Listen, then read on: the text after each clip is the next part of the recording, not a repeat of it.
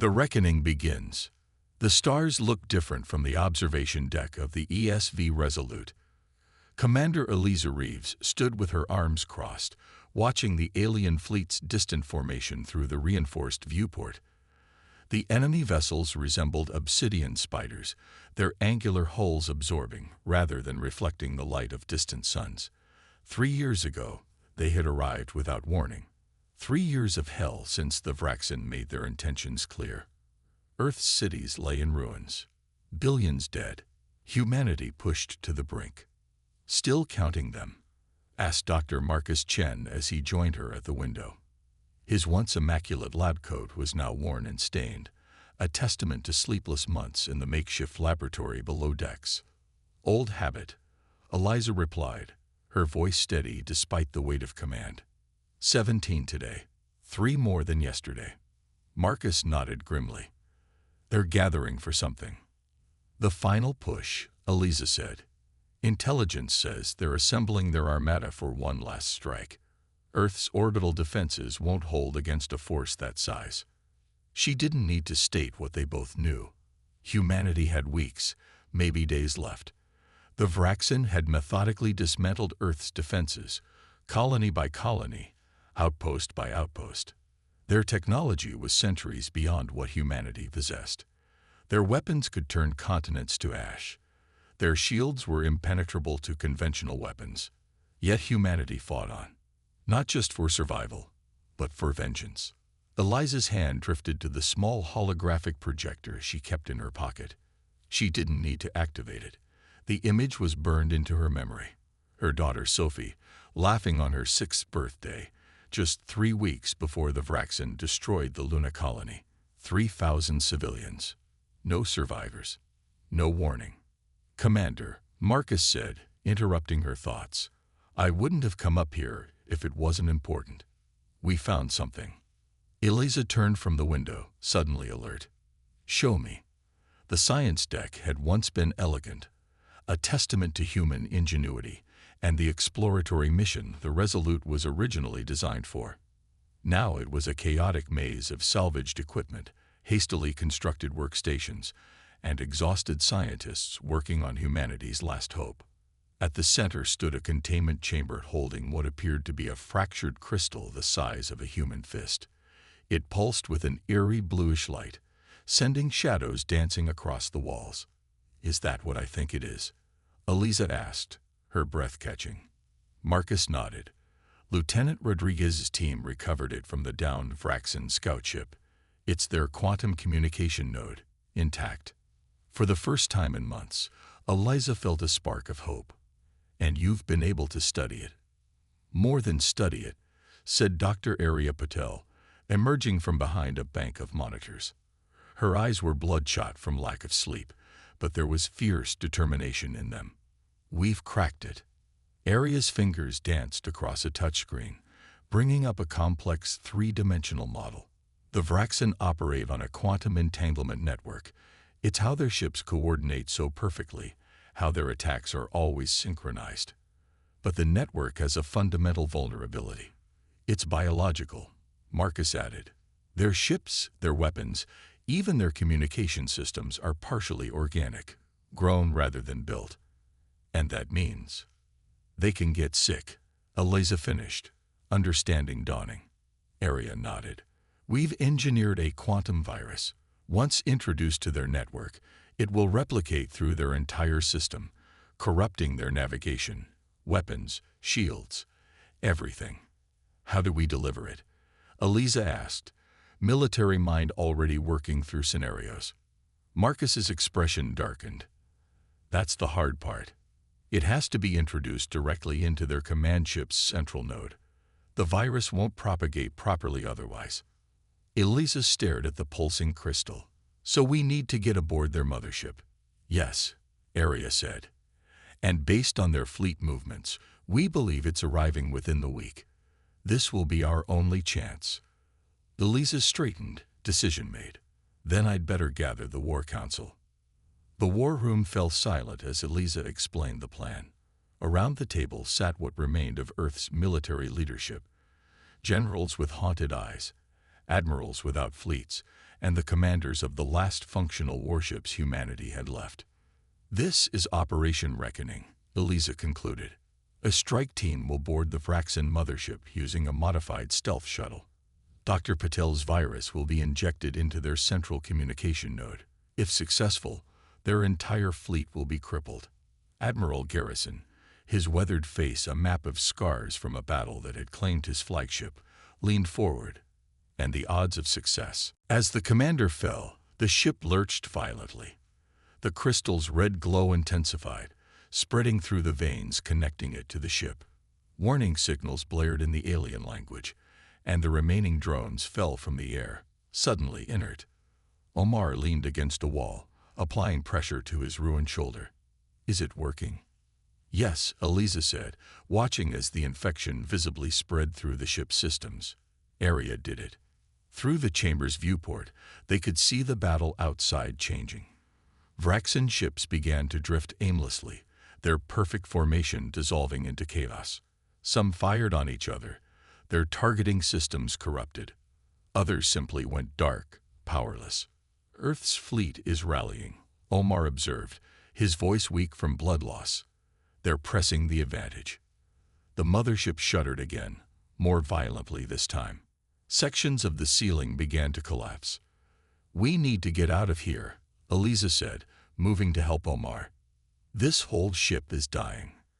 "Commander," Omar said quietly, "I'm not going to make it to the shuttle." Eliza looked at his wound. The bleeding was beyond control. "I'm not leaving you." "Yes, you are," he insisted. "Someone has to tell the story. Someone has to make sure everyone knows what they did to us, and what we did to them." Another explosion rocked the ship. The crystal was now a blinding red beacon, the virus having fully taken hold. "Go," Omar said, using his remaining strength to push a pistol into her hands. "I'll hold this position as long as I can." Eliza wanted to argue, but the ship was coming apart around them. With a final nod to Omar, she ran for the exit. The journey back through the dying alien vessel was a nightmare of collapsing corridors and failing systems. Twice Eliza had to find alternate routes as sections depressurized or were consumed by secondary explosions. When she finally reached the breach point where they had entered, she found Kira waiting, bloody but alive, supporting her barely conscious father. "I couldn't leave him," Kira said simply. "I understand," Eliza replied, helping them into the shuttle. As they detached from the disintegrating mothership, the view screen showed the magnificent and terrible sight of humanity's revenge.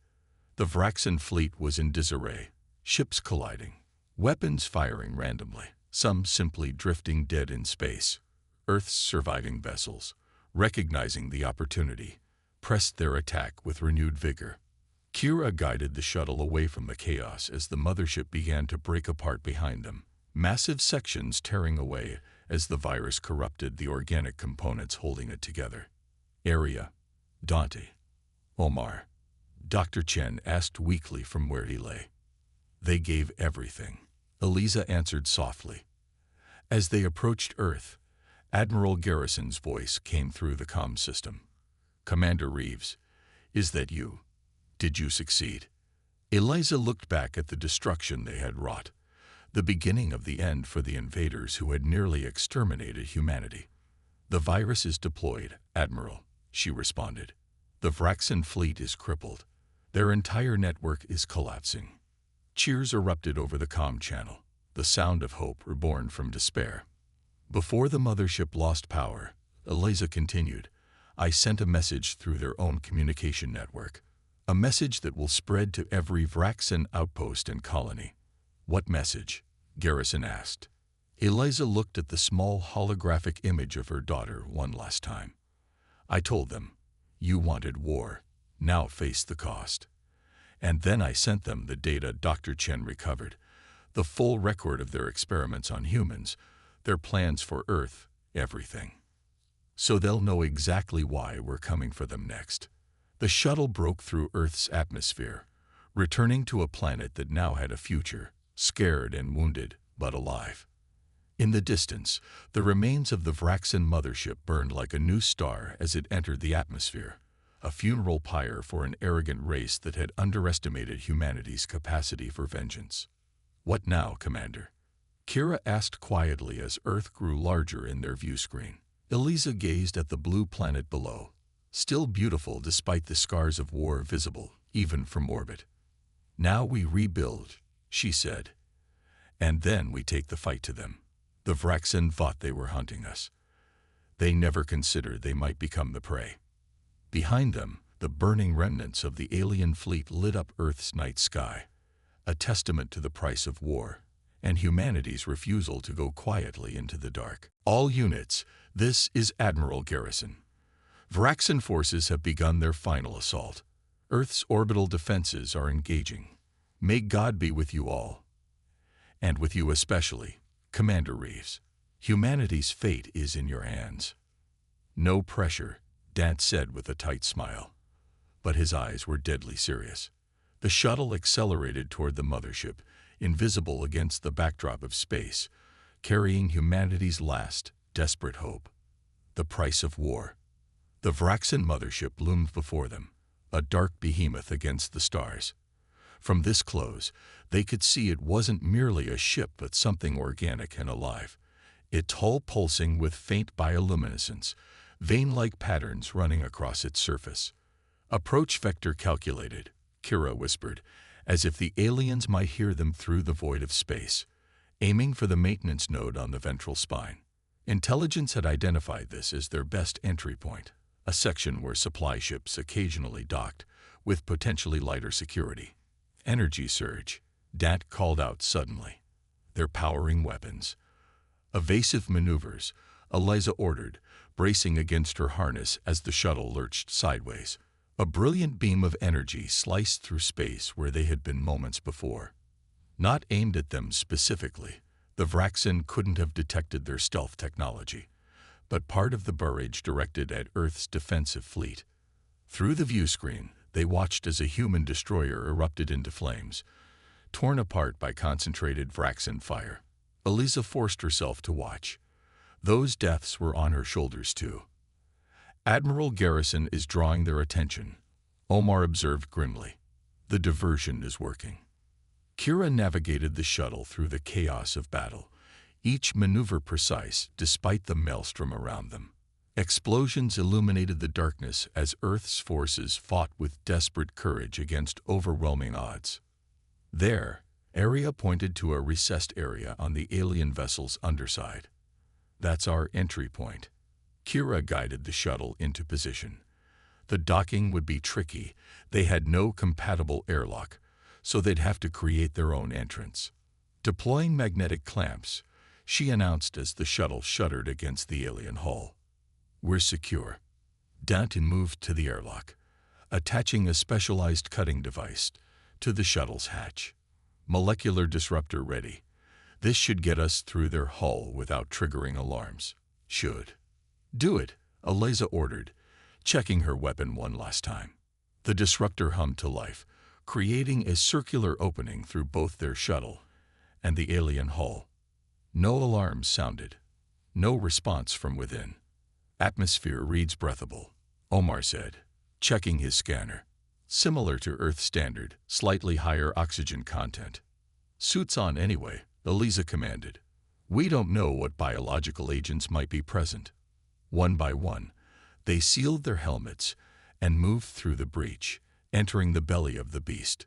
The interior of the Vraxen ship was unlike anything human eyes had seen before.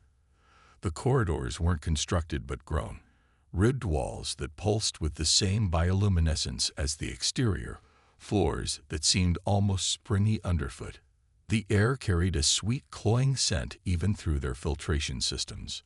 "This way," Eliza whispered, consulting the rough schematic they'd pieced together from reconnaissance data. "Central communication node should be 17 levels up, near the core." They moved through the alien vessel in tight formation, weapons ready. The eerie silence was broken only by their breathing and the occasional distant rumble as the mothership's weapons fired on Earth's fleet. "Where is everyone?" Kira asked, her voice tense. "Shouldn't there be crew?" As if in answer, they turned a corner and froze. Ahead, 3 Vraxen moved along the corridor, tall, insectoid creatures with multiple limbs and carapaces that shimmered with iridescent colors. Their elongated heads housed 4 eyes that glowed with the same blue light as their technology. The team pressed against the wall, hidden in shadow. The aliens passed without noticing them, communicating in clicks and whistles. That was close, Dant breathed once they'd gone. Too close, Eliza agreed. We need to move faster. Area, how's the virus package? The scientist checked the secure container she carried. Stable, ready for deployment. They continued through the living ship, using Omar's tactical expertise to avoid patrols. Twice they were forced to hide as groups of Vraxen passed. Once they ducked into what appeared to be a storage chamber, only to find themselves surrounded by pulsing, egg-like structures. Don't touch anything, Eliza warned unnecessarily. No one needed to be told twice. Finally, they'd reached an access shaft, a vertical tunnel lined with the same ribbed, organic material as the corridors. 17 levels up, Omar said, studying his scanner. There appear to be handholds of some kind. I'll go first, Eliza decided. Dant, you're last. Everyone stay alert. The climb was arduous.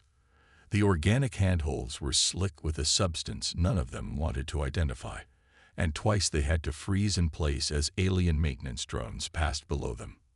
When they finally emerged onto the target level, they were met with a devastating sight. Dear God, Area whispered.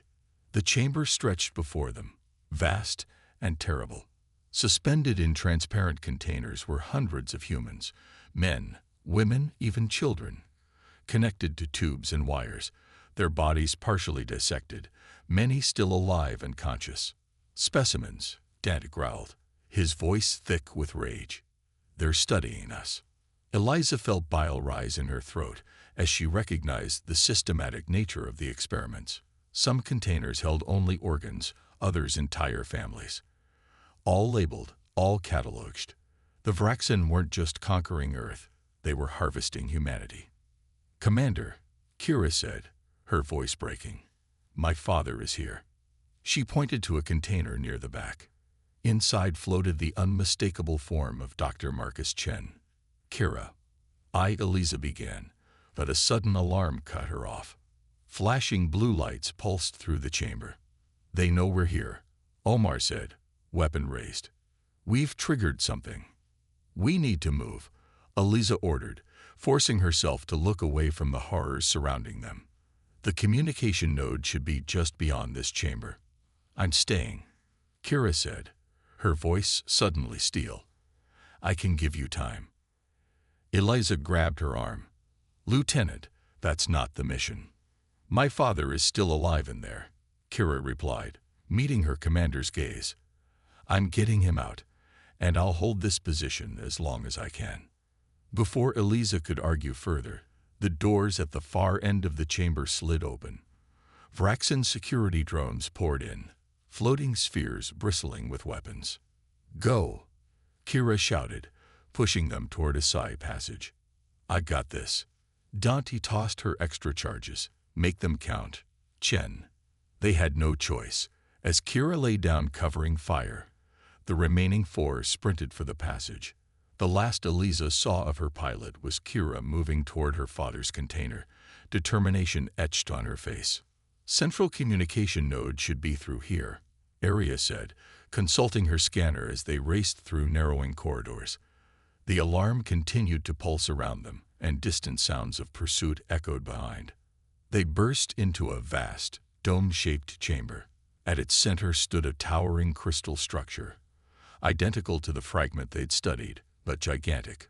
Pulsing with blue energy, it connected to the ceiling and floor through thick, vein-like conduits.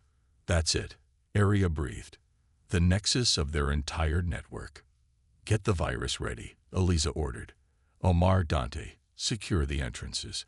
As Area prepared the delivery system, a thunderous explosion shook the ship. In the distance, they heard the distinctive sound of Kira's charges detonating. She bought us time, Dant said grimly. Let's not waste it. Area approached the crystal with the virus package. I need to find the right interface point. It should be near the base. A shriek of alien language interrupted her. Standing in a doorway they hadn't noticed was a Vraxen, larger than the others they'd seen, its carapace adorned with intricate markings. Behind it, security drones floated into position. Omar opened fire immediately, forcing the alien commander to take cover. "Keep them back," Elisa shouted, moving to help Aria. "How much longer?" "Seconds," Aria replied, her hands steady despite the chaos erupting around them. "I just need to." A blast from a security drone struck her in the back. Aria stumbled forward, the virus package still clutched in her hands. "No." Elisa caught her as she fell. Blood seeped through Aria's suit where the energy beam had pierced it. "Take it," Aria gasped, pressing the package into Elisa's hands. "Base of the crystal. There's a receptor. Looks like a darker blue section." Omar screamed as a drone's weapon found its mark, severing his arm at the shoulder. He continued firing with his remaining hand, determination overriding pain. "Commander," Dante called, "we're surrounded. Whatever you're going to do it now." Elisa sprinted for the crystal, virus package in hand. The Vraxen commander emerged from cover, chittering orders to its drones. 3 converged on Elisa, weapons charging. Dante threw himself into their path. Energy beams tore through his body, but his momentum carried him into the drones, his final act setting off the charges strapped to his chest. The explosion rocked the chamber, destroying the drones and creating a momentary gap. Elisa reached the crystal. With shaking hands, she found the receptor Aria had described, a darker blue section near the base. She slammed the virus package against it. "Minimal," Elisa admitted, "but it's the only plan we have." "Who leads the strike team?" asked Colonel Rivera, one of the few surviving Special Forces commanders. Eliza met his gaze. "I do."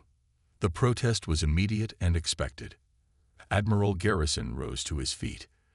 "Commander, with all due respect, you're too valuable to risk on a suicide mission." "I'm the most qualified," Elisa countered. "I've studied Vraxen ship layouts more than anyone. And this isn't a democracy, Admiral. I've made my decision." The room fell silent again. They all knew what this mission meant. It was humanity's last chance. If it failed, Earth would fall. If it succeeded, there might still be a future. "Select your team," Garrison finally said. "You have whatever resources we can spare." Eliza chose carefully. Major Dante Jackson, demolitions expert with nothing left to lose after Sydney was vaporized. Lieutenant Kira Chen, the best pilot remaining in the fleet, and Dr. Chen's daughter. Sergeant Omar Bakri, whose close-quarters combat skills were unmatched. And Dr. Arya Patel, whose expertise would be essential for deploying the virus. 5 people to save humanity. 5 people against an alien armada.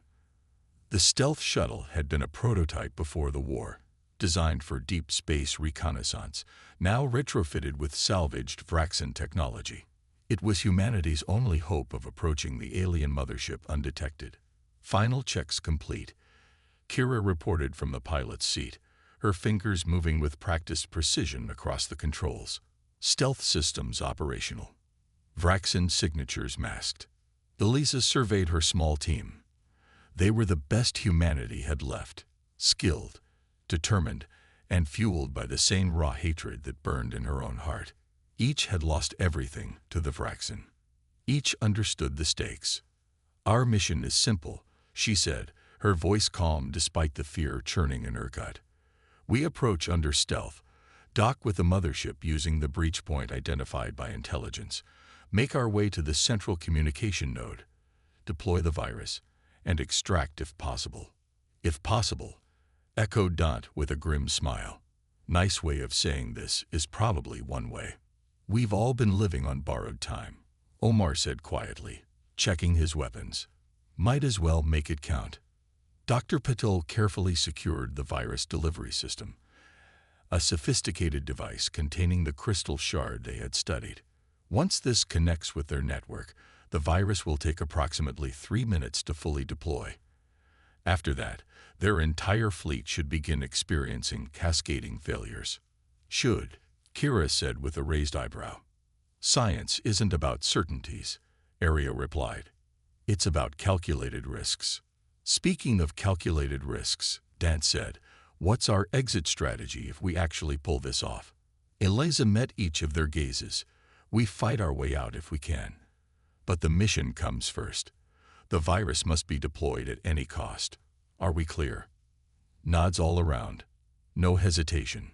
They all knew what was at stake.